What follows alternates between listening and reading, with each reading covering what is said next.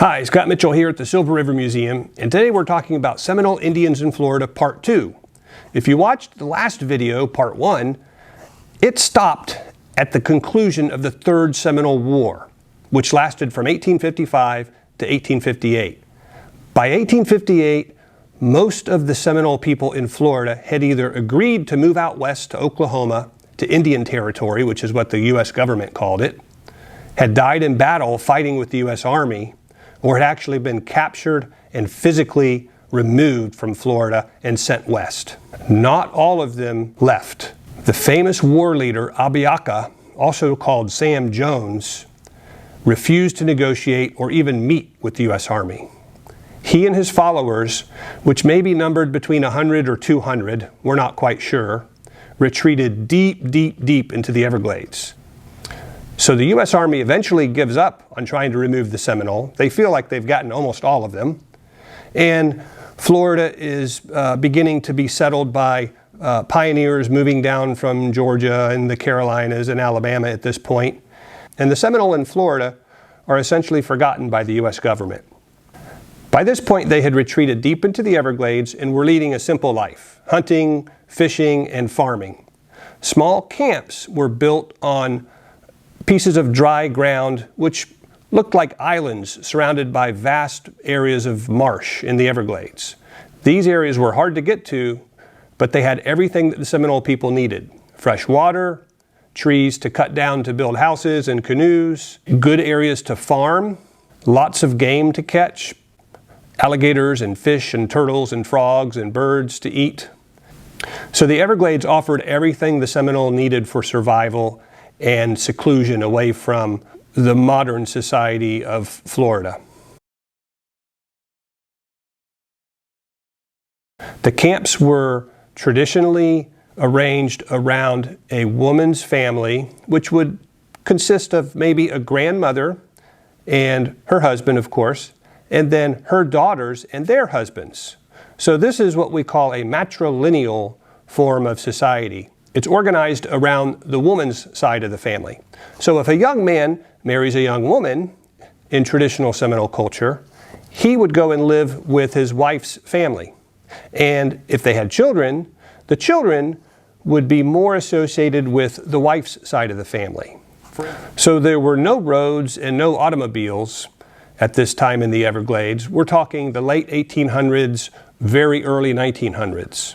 Travel was only by boat, and the Seminoles built wonderful dugout canoes that they would carve from cypress trees that were perfect for poling across vast open wetlands.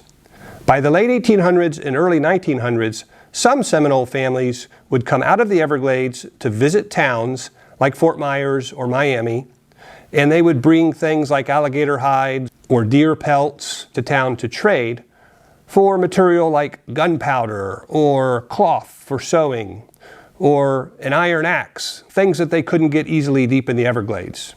They wouldn't stay in town long, and they would go back to their camps and live their own lives. So life in a traditional Seminole camp around 1900 deep in the Everglades, I'm sure, had challenges but also rewards. What do you think some of the challenges were? Have you ever been in the Everglades in the summertime? It's hot, there's mosquitoes, it can rain, and sometimes there's animals that you may not want to deal with, like snakes or alligators that might crawl into camp. Some of the advantages would be it was a peaceful life, you could do your own thing with nobody bothering you, there was beautiful scenery, and nature provided pretty much everything you needed. How do you think traditional Seminole life deep in the Everglades was different from the modern life that we live here in Marion County today?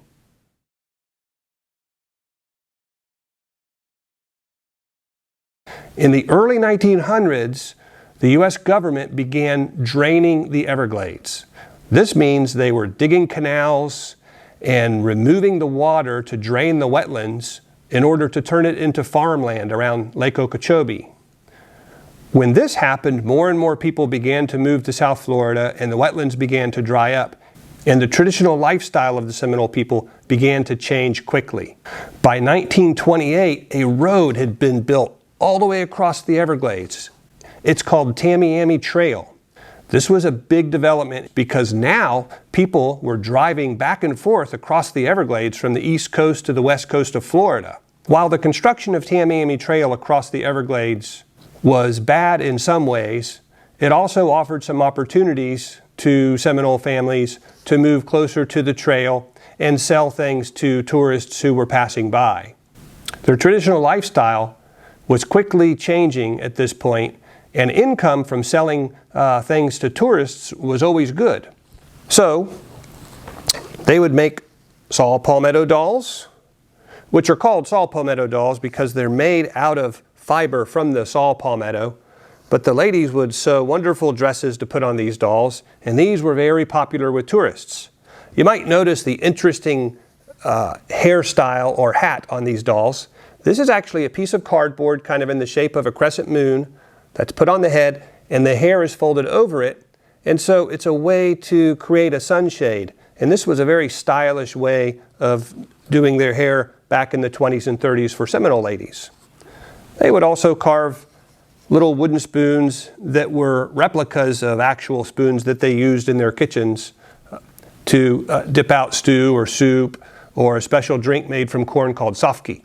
So this is actually called a sofki spoon. This one was made for tourists. It's a little on the small side. They also started making clothes that we refer to as patchwork. Now, patchwork is made from lots of patches of cloth that are all sewed together in strips. And then they would take these strips and make clothes out of them.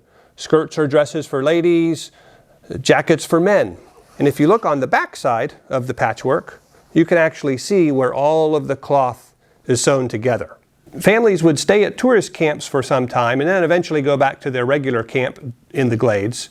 But while they were at the tourist camp, they would have their photos taken with tourists. They would sew patchwork or make saw palmetto dolls for sale, and it allowed them a way to make money.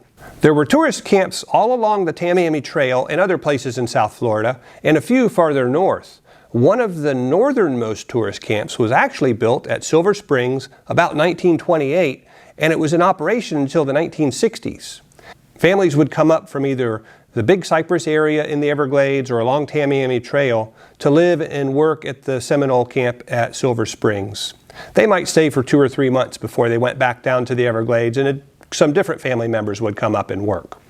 One of the well-known families that worked at Silver Springs were Lee and Charlie Cypress. Lee and her husband Charlie would bring family members up from Big Cypress and work at the Silver Springs camp. Charlie Cypress was a very well-known canoe carver, and we even have one of his full-size dugout canoes here at the Silver River. Charlie and others would cut down a full-size cypress tree and over a series of months hollow it out with hand tools and turn it into a canoe that they could take down the Silver River or across the Everglades depending on where they were. This was the traditional means of transportation for Seminole families.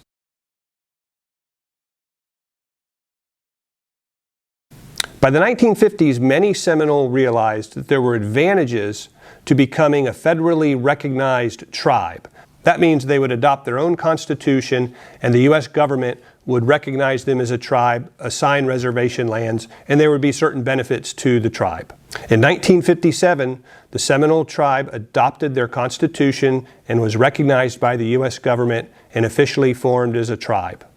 Not everyone agreed with this decision, and for political reasons, many families decided to stay out of the deal. In other words, they did not become official tribal members. In 1962, some of those families who did not wish to become part of the first deal with the Seminole tribe of Florida formed their own tribe and were recognized by the federal government as the Miccosukee tribe of Florida. The differences between Seminole and Miccosukee Indians are mostly political. They share the same customs, language, and lifestyle, but belong to two separate tribes in the eyes of the federal government. And there is a third group of people who did not want to become part of either the Seminole tribe or Miccosukee tribe, and they stayed out altogether. These Seminole families are known as independent or traditional Seminole people. The majority of Seminole and Miccosukee people live in South Florida today, and there are 7 reservations. The Seminole have 6 reservations, some are larger than others, and the Miccosukee have 1 reservation.